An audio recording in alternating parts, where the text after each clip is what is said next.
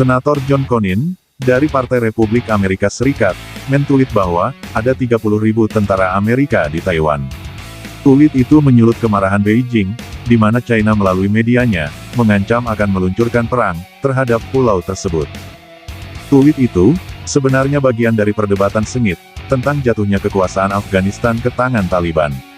Senator Cornyn berpendapat bahwa, retensi pasukan AS yang kurang dari 2.500 tentara, dapat mencegah keruntuhan rezim Kabul, yang memalukan.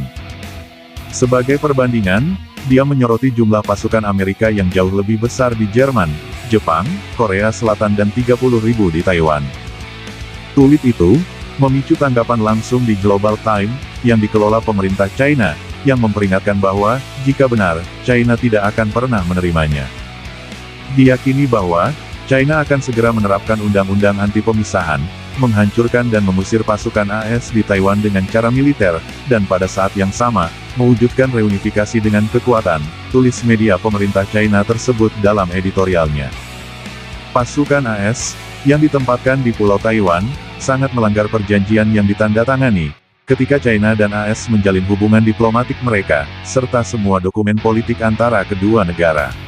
Ini juga secara kritis, bertentangan dengan hukum internasional, dan bahkan hukum domestik AS. Ini setara dengan invasi militer, dan pendudukan provinsi Taiwan di China. Ini adalah tindakan menyatakan perang, terhadap Republik Rakyat China. Cornyn telah menghapus tweet kontroversialnya, tanpa penjelasan lebih lanjut. Namun, tweet itu menggarisbawahi ketegangan luar biasa, antara Washington dan Beijing yang telah meningkat, di bawah pemerintahan Obama, Trump dan sekarang Biden, dan karakter ledakan Taiwan, sebagai pemicu perang. Seperti Trump, Biden telah mempertanyakan kebijakan satu China, yang memperlakukan Beijing sebagai pemerintah sah seluruh China, termasuk Taiwan dan telah menjadi landasan hubungan AS dan China, selama lebih dari 40 tahun. Meskipun tidak secara eksplisit mengadopsi kebijakan tersebut, namun secara de facto, AS mengakui kebijakan satu China, ketika menjalin hubungan diplomatik dengan Beijing pada 1979, dan memutuskan semua hubungan formal dengan Taipei. Setelah 3 dekade perang yang dipimpin AS, pecahnya Perang Dunia III, yang akan diperjuangkan dengan senjata nuklir, merupakan bahaya yang akan segera terjadi dan nyata. Hubungan AS dengan Taiwan, tetap pada tingkat informal yang terbatas selama beberapa dekade. Sementara, Washington memasok senjata ke Taipei, di bawah Undang-Undang Hubungan Taiwan 1979, dan menentang segala upaya China, untuk menyatukan kembali Taiwan secara paksa. Washington mengakhiri aliansi militernya dengan Taipei, dan memindahkan pasukan AS dari pulau itu. Di bawah Trump, bagaimanapun, Washington melanjutkan kontak tingkat tinggi dengan Taipei, dan pada hari-hari terakhir pemerintahan, mengakhiri semua pembatasan pertemuan antara pejabat militer, dan sipil AS dan Taiwan. Biden mengisyaratkan bahwa, dia akan melakukan hal yang sama, ketika untuk pertama kalinya, Duta Besar de facto Taiwan di Washington, diundang untuk menghadiri pelantikannya.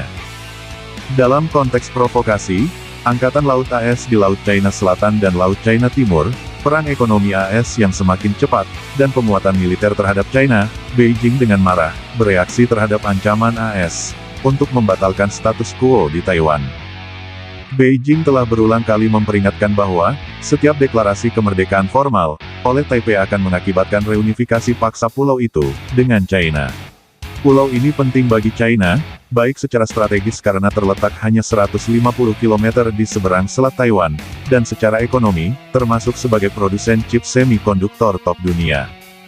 Reaksi di China, terhadap tweet Cornyn menjelaskan bahwa, penempatan pasukan militer AS di Taiwan, atau menjalin hubungan militer yang lebih dekat dengan Taipei, pada dasarnya akan menjadi tindakan perang. Namun, itulah tepatnya yang sedang didiskusikan di lingkaran strategis, dan kebijakan luar negeri AS di Washington, seperti yang disadari oleh Cornyn yang duduk di Komite Intelijen Senat. Dia adalah pendukung vokal, untuk meningkatkan hubungan AS dengan Taiwan, dan telah memperkenalkan undang-undang untuk membangun kemitraan, antara Garda Nasional AS dan militer Taiwan. Ini adalah, bagian dari perdebatan yang sedang berlangsung di Washington, mengenai penggantian kebijakan ambiguitas strategis saat ini, dengan kejelasan strategis dengan kata lain, membuat komitmen tegas untuk mendukung Taiwan, secara militer melawan China jika terjadi konflik. Pergeseran seperti itu, hanya akan mendorong pemerintahan saat ini di Taipei, untuk mengambil langkah provokatif dengan mendeklarasikan kemerdekaan formal. Pada saat yang sama, Angkatan Laut AS di bawah pemerintahan Trump dan Biden, telah meningkatkan jumlah kapal perang yang melewati Selat Taiwan yang sempit, antara pulau itu dan daratan China dan penjualan senjata ke Taipei. Penarikan pasukan AS dari Afghanistan, selalu menjadi bagian dari pergeseran strategis AS, yang lebih luas yang dinyatakan oleh Pentagon, dari perang melawan teror, menjadi konflik kekuatan besar dengan China, menjadi target utama. Namun, cepatnya keruntuhan rezim boneka AS di Kabul, telah menimbulkan seruan panik di Washington, agar AS menopang prestis internasionalnya, dengan secara agresif mendukung sekutunya, dan menghadapi saingannya. Tanggapan Global Time terhadap tweet Konin menunjukkan bahwa Beijing mengikuti diskusi di Washington dengan cermat dan membuat rencana untuk mempertahankan apa yang dianggapnya sebagai kepentingan intinya.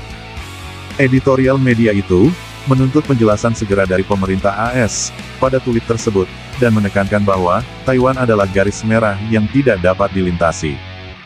Kapal perang dan jet tempur China melakukan latihan militer di daerah selatan Taiwan sebagai tanggapan atas apa yang digambarkan Beijing sebagai gangguan eksternal dan provokasi. Pada bulan Maret, Kepala Komando Indo-Pasifik AS, Philip Davidson, menyerukan penggandaan anggaran militer komando dan memperingatkan perang dengan China atas Taiwan dalam 6 tahun ke depan. Jauh dari berlebihan, peringatan itu memiliki makna baru yang mengerikan, karena imperialisme AS secara sembrono mengobarkan titik nyala paling berbahaya di kawasan itu.